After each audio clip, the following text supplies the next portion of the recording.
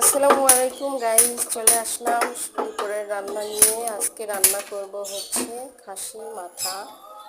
তো খাসির মাথাটা অনেক দিন খাই না, এটা অনেক পছন্দের খাবার আমাদের। তো চলে আসছি রান্না নিয়ে। দেখেন, প্রতিদিন রান্না আসলে করতে ভালো লাগে না, আমার শরীরটা এমনিতেই ভালো না, তারপরেও করতে হয়। আমি না খেলে তো আর অন্যেরা না খেয়ে থাকবে না, তাই না? নিজের কষ্ট আসলে নিজেরই করতে হয়। নিজের কষ্ট কেউ বুঝে না, এটাই হচ্ছে নিয়ম।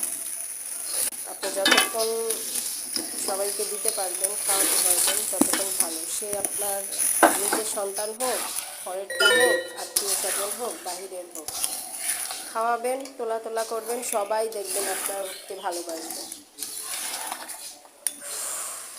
কী করবো, সকালে বাজারে যেতে চাইছিলাম, তো আর যেতে পারি নাই, শরীরটা ভালো না, তাই ভাবলাম যে সকালে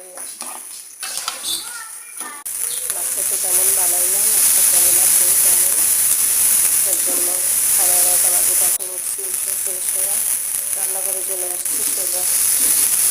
তারপরে আরও একটা রান্না হচ্ছে চিংড়ি মাছ দিয়ে, পটল দিয়ে, আলু দিয়ে, টমেটো দিয়ে রান্না করবো।